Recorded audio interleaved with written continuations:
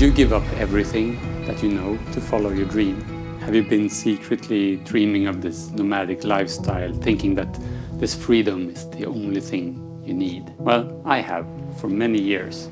To try to get a more nuanced image in my head, I traveled to New York City to meet up with my friends Sophie and Ryan. And that's exactly what I got. At the time we bought this boat, we had no idea what we were doing. Initially, we were going to leave for 6 months. Yeah, I was never really a sailor. I grew up in Iowa and we have one man-made lake. Back then, I was so focused on what happens if we fail that I didn't even think, what happens if we succeed? Hey guys! I got faced with a pretty big event. The thing is, I'm not in a good place right now. There's probably 20 to 30 people on this small fucking boat. Are they alive? All these people were at risk of dying in this tiny boat, and I was out here for fun. Why was I not able to keep it together? Not what I was expecting to happen at the end of the day, you know? I know. In February, they reached the island of St. Martin, and that's when the coronavirus began to shut down the world. But if that's true, that means we're like fucking stuck in that damn lagoon. Oh yeah, that's right. We were trapped, literally, not knowing like when or if we're ever gonna get out of this. You know, surprise, just because you live on a boat and you live beautiful things and you travel the world doesn't mean that life stops, you know? Like, if it feels like a good thing, why not? Like, life's short, just do it. Film 96, Sophie and Ryan, here we go.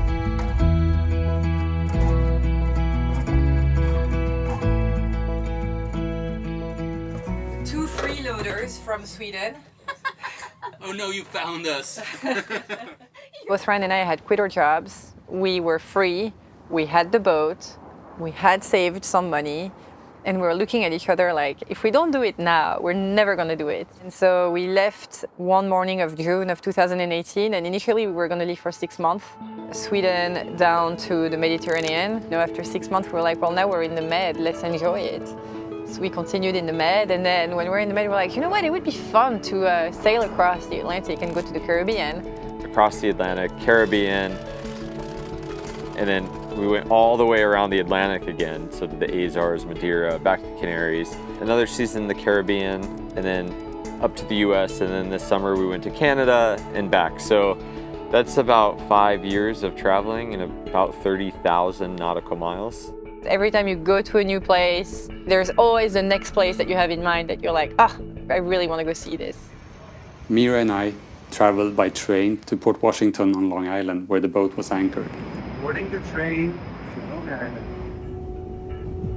Ryan and Sophie had just spent the summer sailing Canada's east coast, and we met up on their way back to Annapolis. My expectations when boarding the boat was that this would be like a vacation, and I was so excited to sail down the East River and see New York from the water. But I'm not a very experienced boat person, which I got to understand with incredible clarity over the next few days. All right, everybody, today is the big day. We are going from Port Washington back to New York. For the occasion, we brought a couple of people. I mean, we didn't bring them, they kind of brought themselves. Robin and Mira have very little experience of sailing, and I think it's going to be hard to top up sailing through the East River in New York. So I think that I have ruined sailing for you forever. We are in Port Washington, New York, on the Long Island island. Are you ready? Yeah. Let's go! All right. Yep. It's nice. It's a good day. Great light. Not in here. Can we take that off? I moved to Sweden when I was 21 years old. Ryan lived in Sweden as well, and we met in Stockholm on Tinder back in 2015. Yeah, I was never really a sailor. I grew up in Iowa and we have one man-made lake. So Let's get a good shot. Ready? Yeah. It's gonna be like this. That's a good shot. So we've actually taken off now, and we are gonna sail using the motor Maybe we can put the sails out.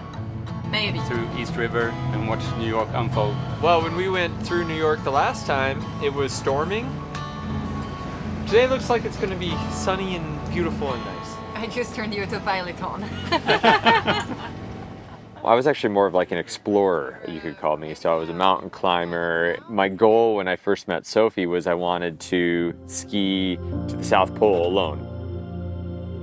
When she met me, I was just about to go to Greenland to do polar survival training. So that's like kind of the space I was in when I first met Sophie. All right, I got it. Pretty quickly after we met, Ryan broke his shoulder as a result of a goose encounter that went a little sour. And now she's gonna shake her head and she's gonna look like a little lion. Like, there we go. Waiting. Yeah. I was out on a run. I got attacked by a goose and I ended up breaking my shoulder and I had to get the whole thing rebuilt. He tried to run away, he fell, tried to catch his arm, and didn't work. And in that time I was told, you know, you're gonna have 2 years of rehab and you're not gonna be able to do all these things that you were working on trying to do. And so for him to sustain such a massive injury, it was life-altering and he was really depressed about it. So one day he was really depressed and he was Googling. And so I read an article about a couple that had sold everything and bought a boat, and I sent it to Sophie and I was like, hey, what do you think of this? That was about our age and they had sold everything they owned to buy a sailboat and they had been sailing the world for a few years. I told him, and I still have a screenshot of that text, where I said, yeah, that's totally something I would do. 6 months later, we took sailing classes. Before the sailing course was over, we knew that we wanted to buy a boat. And a few months after that, we bought this boat. Which is insane because at the time we bought this boat, we had no idea what we were doing. Today is the day. Today we're moving. It's here almost 8 years later, and it's the boat that we've been living on for 6 years. If it feels like a good thing, why not? Like, life's short, just do it. It's very exciting. It hasn't really sunk in that I'm actually going in the city tomorrow. It's your first time? Yeah, never been to New York before. I've been around the harbor of New York a lot of hours now at this point this year. And I've never been in the city. It's gonna be so fun. What do you look most forward to? I want to go to the Boss Cake shop in Hoboken. Of course you do. Sailing the Long Island Sound towards New York is an experience for sure.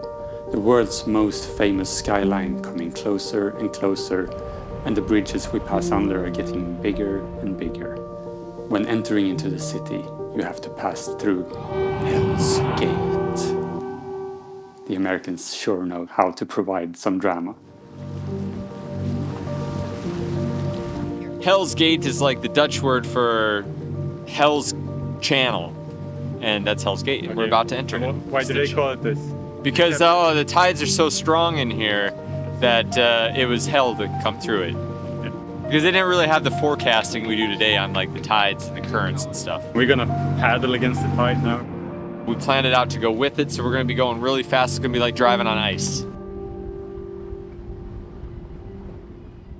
I used to be a pilot and I used to be a flight instructor as well. So, I mean, all of my adult life has been within aviation.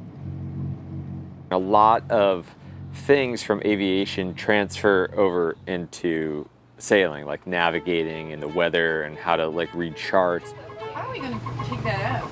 Here, you take the helm. But it was really interesting because I'd see a boat coming. We're going 5 knots and the boat's going 20 knots, as opposed to airplanes going 300 knots. Ryan, it's gone. No. I was thinking really, really fast and getting things ready, and in reality, it was like you could have gotten a cup of coffee and sat around and talked about it, figured out what you were gonna do. So that was a bit of a change for me, like learning how to slow down.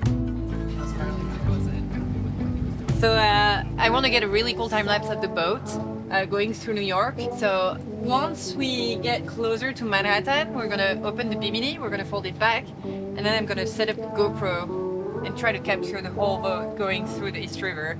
And I think it's gonna be a cool shot. Oh wow, hell yeah, check this out. When Ryan and Sophie bought the boat, Sophie started documenting their journey on YouTube. Their channel has grown very big in the sailing community because of their honest approach to what sailing life entails, and not just selling the dream life. Ryan Ellison's 37 years old, imitating a goat on the radio. This sea state and point of sail. It's very tiring. The very first video that I made for the YouTube channel, yeah, I can't even watch them anymore because I cringe so much. But they're still online? Oh, very much so. Yeah. Poseidon, god of the sea, please accept this new vessel in your registry called Polar Seal. I knew that I had enough savings, that I didn't need to work to make an income. And I really wanted to dedicate that time to a passion project. And for me, that was photography and filmmaking. Play again. We are getting into the East River with an amazing view of Manhattan. It was the first time in my life that I had a camera in hand, and I started making films of what it was like to live on the boat for the first time and leave Sweden on our boat. I really wanted to document the process of transitioning from being a total land person to living at sea. But now we know what it's like to live at sea. Now my videos are more about how it transforms us as people and what kind of experiences we have. And we're still doing almost 7.5 knots, which is 50% more than what we do at max speed on the engine. Also the water is choppy. Yeah. Through that, we met a community of people that are just like us, that are curious and adventurous and open-minded. And so now everywhere we go, we meet incredible friends from all walks of life. Hold it so that it doesn't blow up. It looks so dark. Maybe something about ISO. Ha! I do listen to her. The ISO's fixed. Still don't know what ISO is, but it made the picture better. Initially on the YouTube channel, like the early days, I would show a lot of emotion, and there was a lot of really negative comments. Yeah. Help me, let me go back in. Yeah, I know. Because some of that emotion isn't healthy in a relationship. It would be like coming out as yelling or anger. Get through like these certain sections. You know, even if you were to take over, I wouldn't sleep. Well, I'm not going to be able to. I think we can make it through this. I do. And so some of the comments personally attacking me, maybe, but they didn't really understand the underlying issue. So it was really a sensitive thing for me. 10 o'clock-ish. Do you want to turn the motor on? Again? Huh? Oh. We have to, honey. We're at 50% already. Oh. Are you all done? You didn't fall in, but you maybe fell out.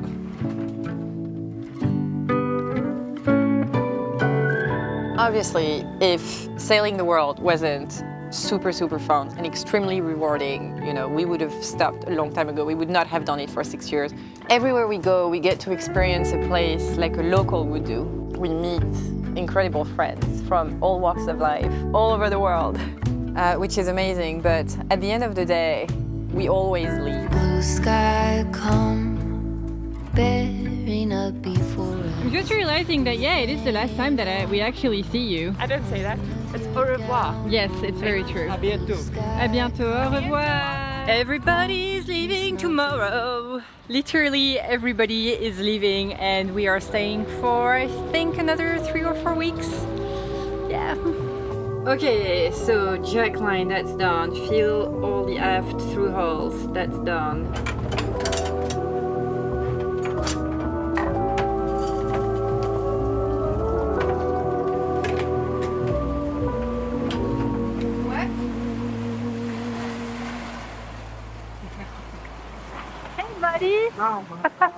It can be very isolating. And I get a lot of shit when I say that publicly, but it's true. While we get to make immediate connections with people, they very rarely get deep, you know, very deep, somebody who you really need to talk to sometimes when you're going through things. Because, you know, surprise, just because you live on a boat and you live beautiful things and you travel the world doesn't mean that life stops, you know. Okay, ready? Yeah. Oh, this is good. That's a nice one. This is great. Right. You still have, you can still have like shit happening to you, and in that moment, you are far away from your support network, and that's probably something that I missed the most in the last, maybe not in the first couple of years that we lived on the boat. I felt like there was this excitement and you know, the reward was, the payoff was so incredible that I never really felt like I was missing my friends and my family. But it became particularly obvious after COVID that I really missed having this connection with my family and my friends. I put a lot of chili powder. Yeah. I thought it was smoked paprika.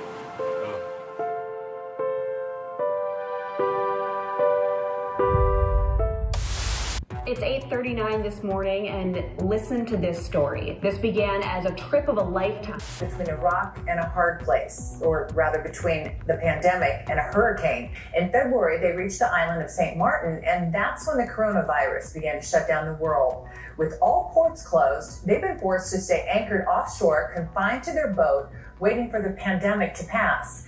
But now hurricane season is fast approaching and they need to move. Over the last 2 months, we got a little more boat life than what we bargained for at the beginning of this adventure. During COVID, we got stuck in St. Martin. And it sounds like paradise, but really, you know, we were trapped in a beautiful place. It doesn't matter how pretty it was. We couldn't get on or off, but we couldn't get off our boat, essentially. We were there for 3.5 months or so, and the heat's getting hotter, hurricane season's starting to come. We couldn't get into the United States. So it was like there was just a lot of unknowns with when or if we're ever going to get out of this. I just kind of viewed it as, well, this is something that's, you know, going on right now. And she really got quite emotional about it. So definitely a lot of confusion going on here in St. Martin. Really not helped by the fact that there are two countries on the island. You know, how do you empathize with someone when you're in the same situation, but you view it two different ways? So I'm on my way back. I just talked to a guy, and the French police came over to him and was like, you need to be back on your boat by noon today because we're shutting all boat traffic under the bridge. I find it very hard to believe they would do that. But if that's true, that means we're like fucking stuck in that damn lagoon. Oh yeah, that's right. We found solutions, because you do as a sailor, you have to always find solutions. Yeah, so how we got out of there, that was the story. So we had 3 criteria. One was we needed to find a country or an island that was open to both of us. Off we go! 2, that place needed to have an international airport with a direct flight to Europe. Sophie couldn't even fly through the United States, so it had to be directly to Europe. And then we needed to find a boat yard that had space for us for the summer hurricane season and that could properly tie the boat down. And what we were finding is we could find 2 of those 3 things, but not all 3 of those things. Bye, St. Martin! The solution we found was we could go down to Curacao. They would allow us in. We could arrive at 6 in the morning. We had about 8 or 9 hours to work on and getting our boat all prepared to leave it for we don't know how long. And then we had to get on the flight that night and fly back to Amsterdam. We met a lot of really good people here, and everybody's going their own ways, and today's the day that that's kind of happening. So that's really sad, because they were like our lockdown family. So we went on a 5-day sail. Timed it out so we arrived right at 6 in the morning, which any sailor watching this will understand that is extremely difficult. Yes, good morning. Just wanted to advise you we're just entering your 12-mile limit off your coast, and we're inbound to Williamstead to Curacao Marine. If you can just start filling out these forms. Sure. You can do that? Yeah. Be back in half an hour, okay? 40-degree heat. And we just worked our butts off the moment we arrived to get the boat ready. And it is so hot and I'm so tired, but well. And off we go. Bye, Paul Lucille. I will miss you, girl.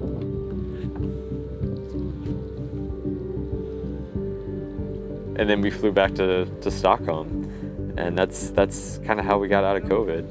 It's really, really nice. Crew, it is our plans. We are home. You can't see my smile, but just landed, and we are waiting for our baggage. We're super tired. I am destroyed. It feels so good to be here. I just need to get a shot of this airport, which is normally crowded with buses, taxis, people. We got off the plane in Sweden and it was like, whoa, it's a totally different world, because we were coming from a world that we were pretty much on lockdown. We had to have like sign papers to go off the boat. Technically, we couldn't even go to other people's boats just to say hello. You know, now we're in a situation we could just go to restaurants and walk around. It was a much different and much more relaxing atmosphere. Yeah. I realized that outlasting COVID here in Sweden was a very chill experience compared to this. But back to the present. Are you checking out the window, Robin? Yeah. Is it the best view you've ever had from a window before? This is the best one. And then I can stick my whole head up in it. It makes it even better. You can actually go out. It's like a 360 view. Yeah, I can actually go out of here. We were 5 people and a dog on their 40-foot sailboat during these 2 days, and it felt cramped. There was stuff everywhere, and even when we cleaned it up, it was messy again after 5 minutes. This really made me wonder how it is even possible to spend 6 years together with someone in such a tight space, and how to maintain a healthy relationship. Learning to live with your partner in a very small space and realizing they're more than just like your romantic partner. They're like a lot more. You are the romantic partner, the life partner, but you're also the co-captain, the co-worker, the therapist, the nurse. You become everything to your partner. You're depending on them when you're in the middle of the ocean just to protect you. And if you don't have the ability to communicate and to be flexible with your partner, it creates a lot of tension. That dynamic's a lot different than if you're living in a house. You know, when you have a romantic relationship with a partner in a normal life setting, you only see that person maybe a couple hours a day. You know, you might sleep next to them, but you're not interacting with them. You're at work most of the day. Total in the week, that it doesn't add up to a lot of time. Whereas, you know, a year of relationship for us, we're gonna go through so much more than, you know, if we both had jobs living in an apartment. And how to deal with that, and we're still like working through a lot of that. You know, it's a very cramped space. We are with each other 24/7, just nonstop. It's very, very challenging to hop from one role to the next, and it's impossible to be successful with it 100% of the time. What I've really learned is that what makes us successful is our ability to recover after a disagreement or a fight.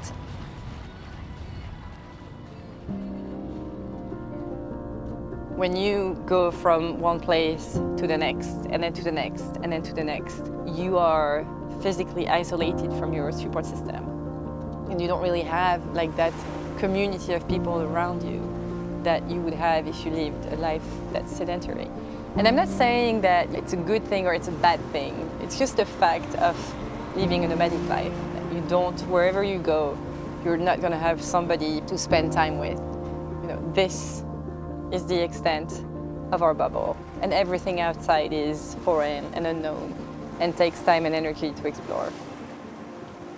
Because of the YouTube channel, we get to meet people who we know we're gonna have a lot of connections with, we're gonna be friends with on whatever level that is. And it's been really a gift and a way to, you know, curb the isolation that we feel sometimes. Look, the Statue of Liberty is back there! Woohoo! So me and Mira, we were actually the first friends from Sophie and Ryan's previous life in Sweden that came and traveled out to meet them on their boat. We've been talking about it for a long time, but the saying has always been you can pick the place, you can pick the time, but you can't pick both. That makes it a little bit hard to schedule it. I mean, seriously, big. What is fucking? We're gonna get cream. Hold fast. Hold, everybody. While we were on the boat, there was one topic that came up over and over again. And it's about how to stay mentally healthy in an environment like this, and how difficult it is for men in general to talk about feelings and emotions. So I asked Ryan to share his experience on this. I think that like the men's mental health thing is turning a corner slowly, especially in these like very active spaces. There we go. This is my anxiety blanket. When you're in a male-dominated industry, so like aviation or sailing, or there's a lot of in the military, which I was also in, there's no room for guys or men to be able to express fear or anxiety. When I started looking back on it in my flying days, that was also a problem. Like if you were scared or anxious, if you went to a counselor, that got reported on your medical certificate and you could potentially lose it. So you had no outlet to do that. That's been probably the biggest challenge of all, is just like, how do you deal with these emotions? All right.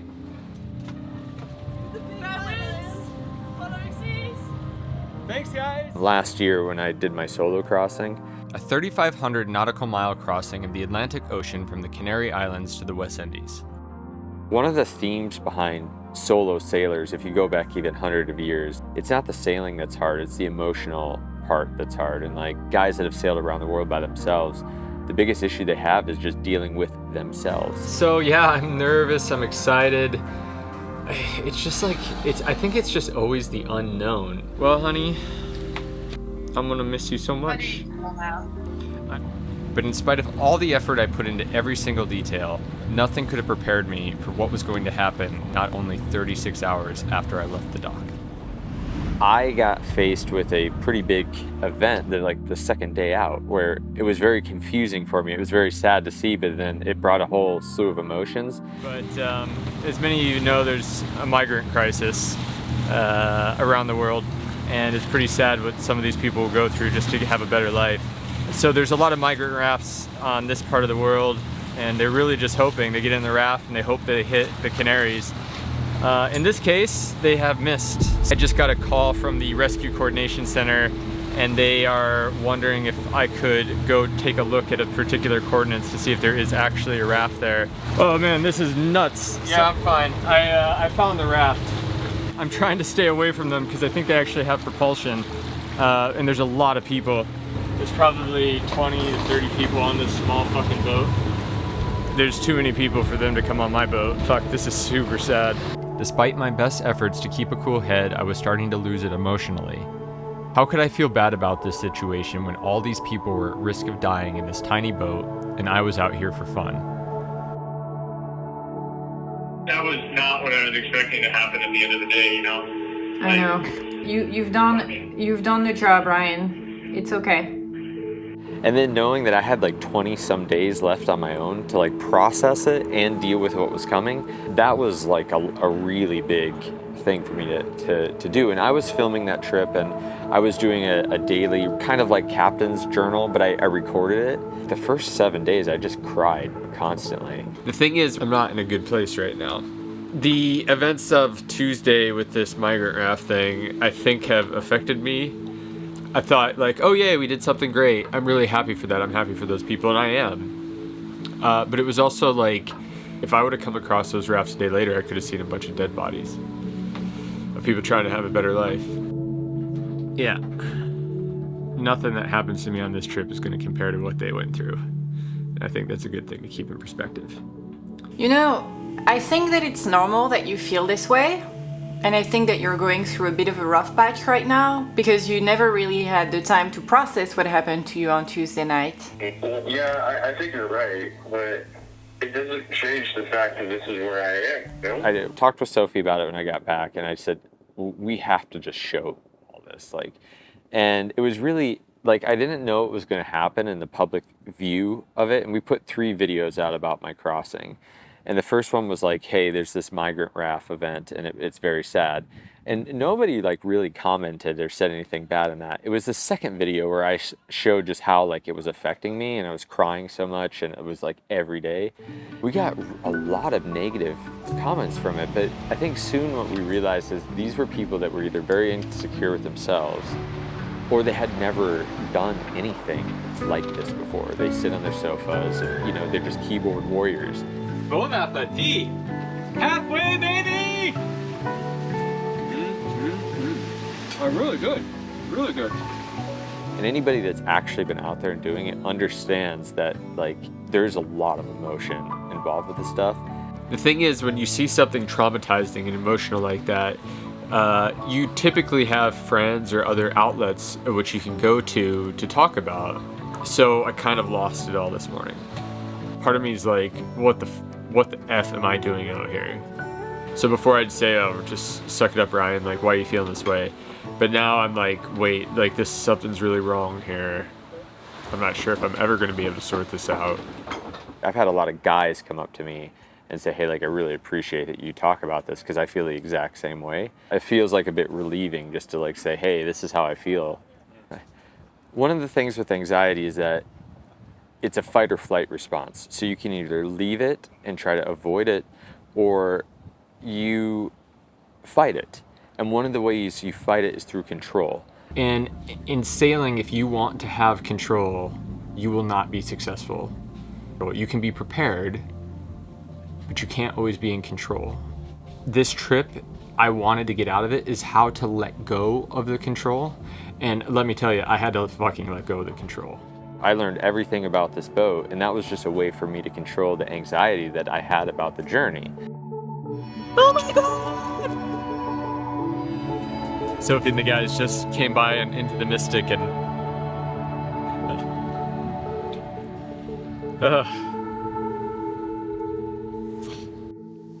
I cried when I edited that part of the film, and I think it's such an important thing to show in this film. Maybe it can help someone to deal with their emotions in a more positive way. At the end of our little cruise, I was getting so exhausted. My expectations of being really relaxed and do a lot of filming were completely turned to ashes. I was seasick most of the time, and the material that I shot on my camera during this trip wasn't really up to my own standards. The sea is really sucking every piece of energy out of you that you can possibly have. It's beautiful. We are... So the date is September... I'm just joking. No, we're going over the Statue of Liberty to take some photos and stuff, and then we're gonna drop the hook for lunch, and then we'll see what we do then. Nice. Let's hope I have some batteries left for this. Not sure.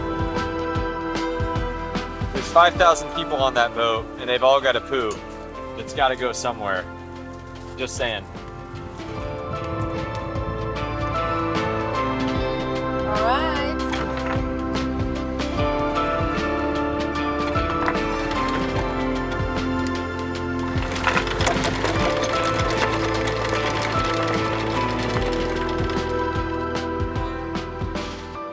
We're staying for tonight. That's right, look at that view. So it's just okay to take your boat in here and drop anchor. That's right. You don't have to ask permissions or anything. No, you can come here, drop the hook, and stay here for the night, as long as you want. The only thing is, you can see that there's a little bit of a wake on the water, and so the boat has a tendency to roll a little bit because the wind and the wave usually don't come from the same direction. So we're going to be rolling just a little bit, but it should calm down with, as the evening goes. Right. Yeah. Okay. So let's shoot a hole in this one. Yeah. Oh, that's gonna be. Oh no! Wow! Cheers, everybody! Cheers. Good job today. Thanks for letting us on board. Cheers. Survived so far. Staying for lunch beneath the Statue of Liberty and spending the night with Manhattan skyline as a backdrop really was worth everything, and I would totally do it again. How worth it was it to come on board? Like 9.5.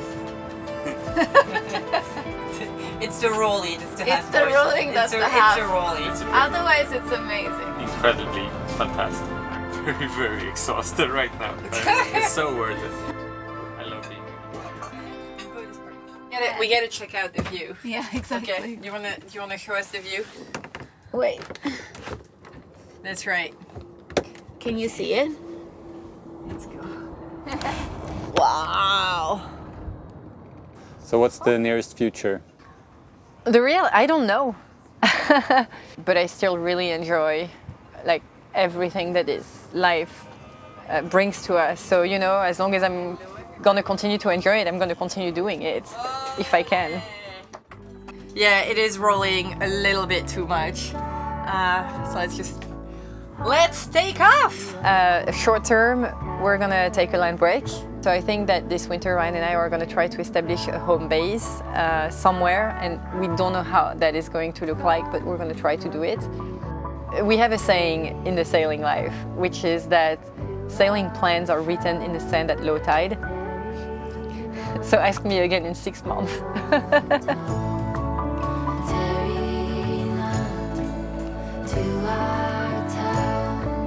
It's one of the first times in our sailing that we haven't known what's next. So right now we're sailing backwards. That's right. So we eventually want to get a bit bigger boat and do a little bit more expedition type sailing. I want to be going to the Arctic regions and checking out all the beauty that's there. And that's what you think? You think Ryan will pull it off on the first attempt? I think so, yes. Would you bet money on it? On Ryan, in general? Yeah. So we have a lot of ideas, we just don't know where we're going next. Well done parking, Ryan. Oh, thanks. That was easy today. Annette wouldn't bet money on your parking skills, but I would. Annette? This might be the last passage sail of this boat. Yep. So how does that feel? Very sad. You just develop this bond, and it's really hard to, to talk about it. But it does. The boat's got a soul and it's got a life to it. This boat helped rescue 138 migrants, coming from Africa. Hi, Mom. But it also kept me safe sailing across the ocean by myself. But yeah, it's going to be a bit emotional the day I hand the keys over. And what do you think other people can learn from your story going into their lives if they want to try something completely new? When we started this, we left the dock for a 6-month adventure, and here we are 6 years later. And sometimes I think back and I'm like, what would have happened with me if I didn't try this? Back then I was so focused on what happens if we fail that I didn't even think, what happens if we succeed? That is the one thing that I would tell somebody who wants to try something new, whether that is, do you want to sail the world yourself? Do you want to start a company? Do you want to start traveling? Do you want to start something that you dream of, but you're not sure how you're going to do it? We always ask ourselves, gosh, what happens if we fail? And, if you watch this, I want you to ask yourself, but what happens if I succeed? And then make it not an option for you not to try it, Yeah, I definitely feel hopeful for the future. The number one thing I've learned, the world is a much smaller place than we realize, and that all people, regardless of their language, their culture, their skin color, want pretty much the same thing in life. And that's, they want to have community, they want to have family, they want to have hope, they want to have dreams, they want to have an income, and they want to feel appreciated. 99.9% of people just want that, and 99.9% of people are really, really good people in this world. Once you get out there and realize that, the world would be just a much better place. Before living on board, I expected myself to always handle everything with grace. And I've learned that sometimes it's just not possible. It's expecting too much of ourselves. And we have a hard time being kind to ourselves when we don't handle everything gracefully. The biggest thing that I've learned is to be nice to ourselves when we mess up, when we really fuck up, right? On whatever level. What did I learn about living a nomadic life? Is the grass really greener on the other side? I went into this with the feeling of, oh, I'm going to be on a boat. I like adventures. I can do this. It's going to be fun. It has been fun. We've had an amazing time, amazing company. But it's hard. Your world is moving and rocking all the time. No matter if you're sleeping, cooking, going to the bathroom, or filming. The world is constantly moving, and your body's moving too. And there's no way to get out of it. It is time. This is bye-bye from us to the boat. Bye-bye, polar seal. Well, it's not the problem-free dream life that I so easily imagine it to be. Are you leaving the boat without hating it? Yeah, we love the boat. But it's an exciting life. However, full-time sailing is not for me. I would design it differently.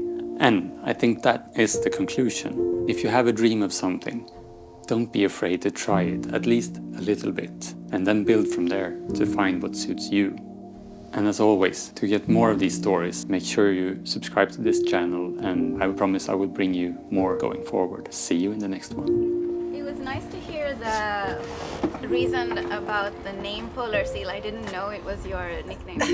That's so cute. Was that in the good I think part? maybe not. You know, even if it's not in the good part, probably. you can put it in the outtakes. So our boat is a Beneteau Oceanis 40. We named her Polar Seal after the cute nicknames that Ryan and I gave each other at the time that we met. So Ryan was a polar bear, and apparently I was doing a very good seal imitation. I will do it. Yeah, you will do it.